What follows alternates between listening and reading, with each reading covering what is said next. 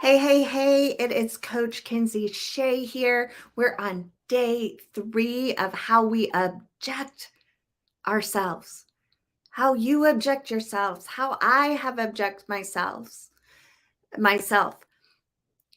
I have used, we talked about on the first lesson, the first day, the first reset, we talked about time. The second, we talked about money. Today, we're going to talk about relationships, and I have 5 ways and how to reframe them because reframing helps us look at a different perspective and it gets our limiting beliefs, our arrested beliefs out of the way so that we can move forward, so that it's not costing us our current, our future reality. Because whatever our beliefs were in the past is cultivated our reality the way it is now. But I'm going to just talk briefly before I get into that about your energy, because most people, when they see me, they're like, you're always happy. Um, you have it together. You have this energy about you. There are days when I have to recalibrate my energy and really pour into my cup to elevate myself. A lot of it is personal integrity, giving yourself permission to stand by your word, because that's a muscle. Because we have a tendency to always, I don't want to use always, we have a tendency to give ourselves an out or a justification. So today, my energy was really down. I wasn't feeling, I lived in gratitude, but my energy and my self-talk, my chatterbox was going because I have a lot of things going on. But I set intention to do some me time and stand in personal integrity with myself, because I committed to being on here live. So I lead by example, and I lead by being authentic. And I think it's really important because this is a dialogue, not a monologue. This is me not telling you what to do. This is me called that. This is me really cultivating a message of things that I needed in my life, because we are very much conditioned to our human state, our human reality, our human conditions. So I am not exempt from that. So I really feel in my heart that someone needs to hear that. And I'm not just saying that. I'm very sensitive to energy, very sensitive to being authentic and being me. So I want to show up in that um, in that way. So with that, just know that it's okay if you feel down. It's okay if you don't feel motivated. It's okay if, you know, you give in to your chatterbox a little bit. But the thing is to reset and recalibrate your body and your mind and your spirit so that you can move forward. So that was my point of bringing that up. So now we're going to talk about relationships, how we reframe it so that it doesn't object us, meaning hold us back, keep us stuck.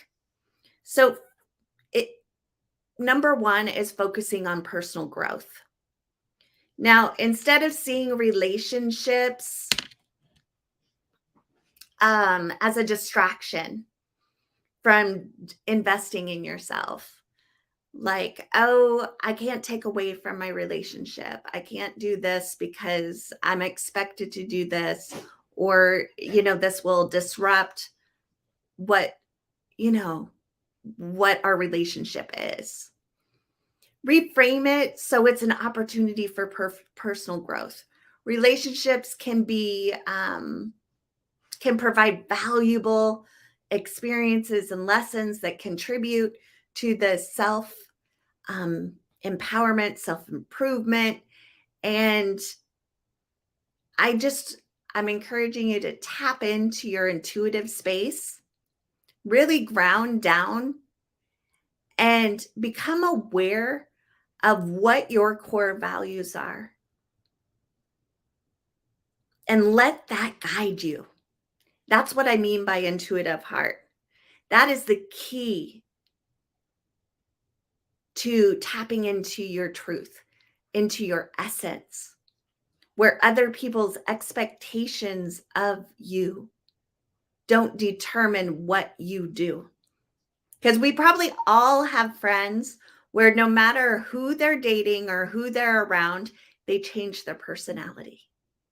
So I really want you to ground down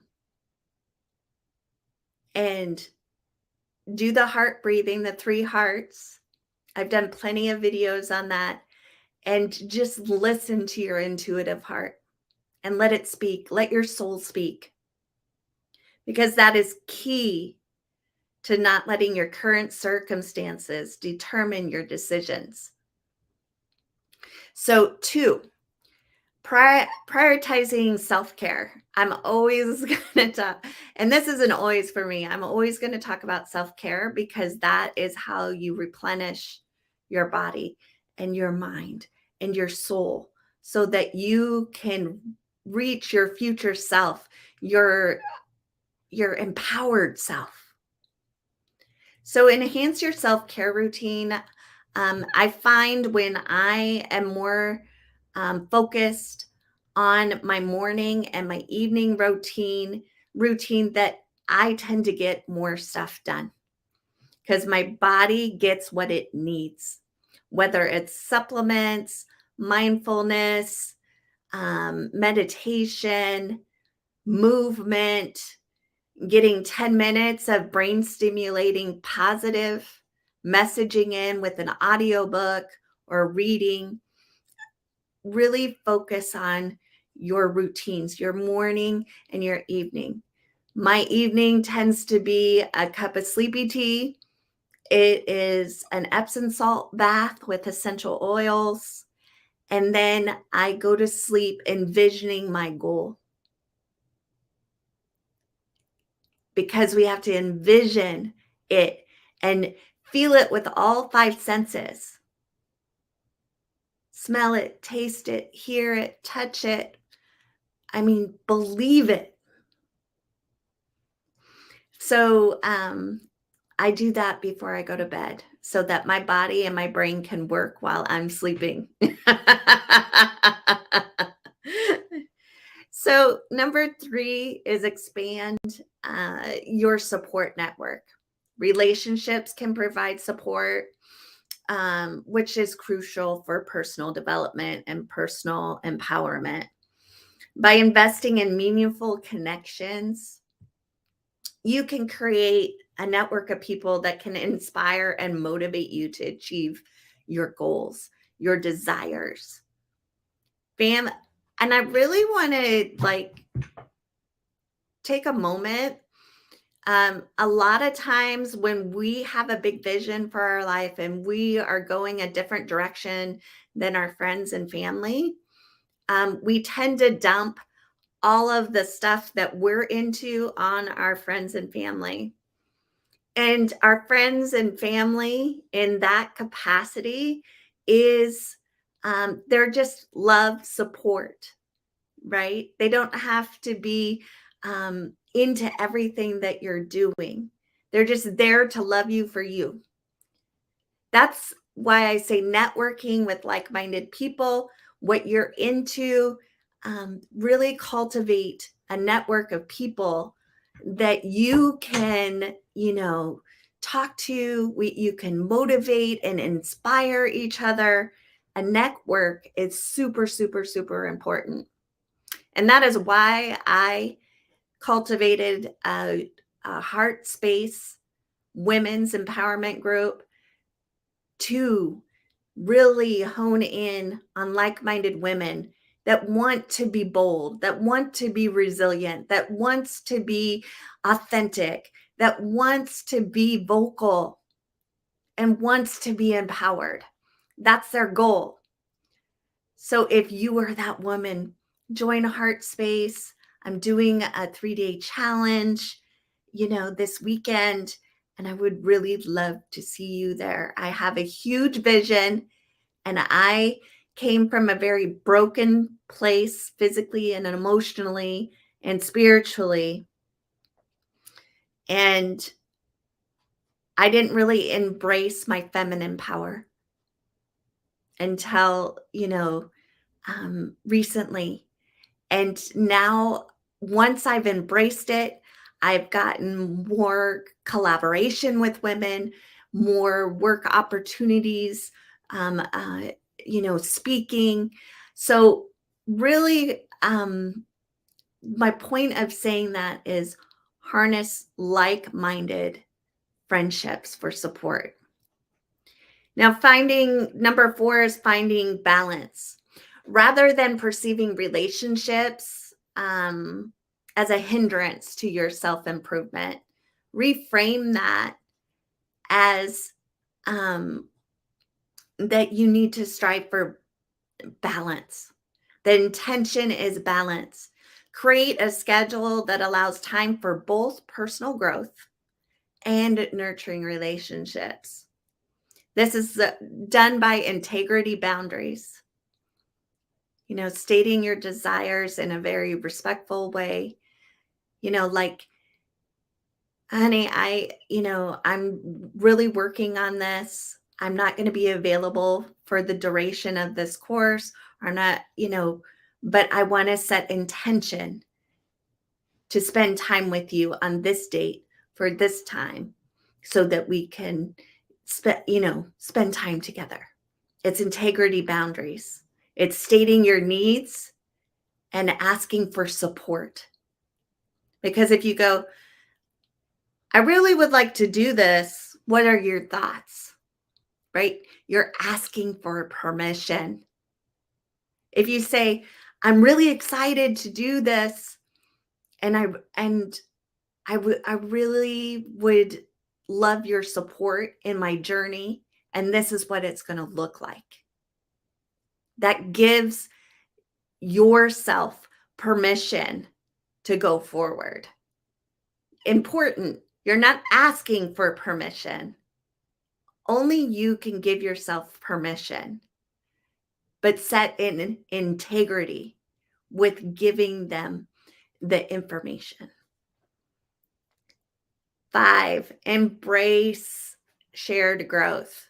Recognize that relationships and personal development do not have to be mutually exclusive. Invest in relationships that support and encourage your personal growth. Cultivate partnerships where both individuals can grow and thrive together and forming a mutual beneficial environment for self development, where you can grow, where you can be in that growth warrior mindset, where you can reach all your heart's desires and dreams. And this might take, some communication, integrity, boundaries with yourself and with others.